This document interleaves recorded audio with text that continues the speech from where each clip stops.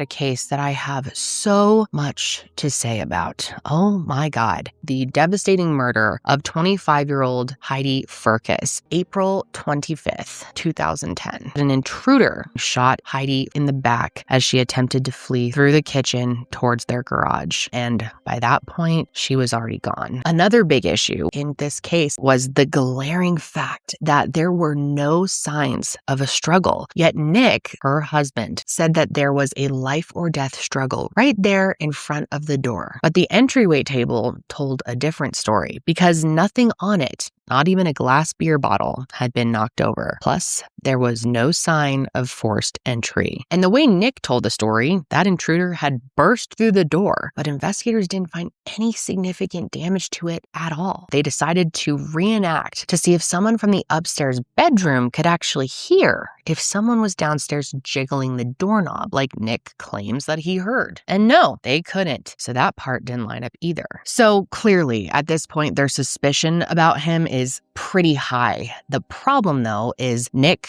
lawyered up very quickly. Just a day after Heidi's murder, his family got him an attorney, and the attorney advised him against speaking to the police at all. So he stopped cooperating. And I've actually never heard of someone doing this, but he ends up hiring his own sketch artist who drew a portrait of the person he said was responsible. And when they released that image to the public, no viable tips came in, at least not right away. And even though investigators definitely had their strong suspicions that Nick was behind this, they didn't have proof. The case was very circumstantial. So from an investigative standpoint, the efforts to get justice stalled. And then in the weeks and months that followed, people in St. Paul were torn. Nick had his whole family and several friends who believed that he was a victim in all of this. But Heidi's family and her friends couldn't shake the feeling that her husband, Nick himself, was responsible for her death.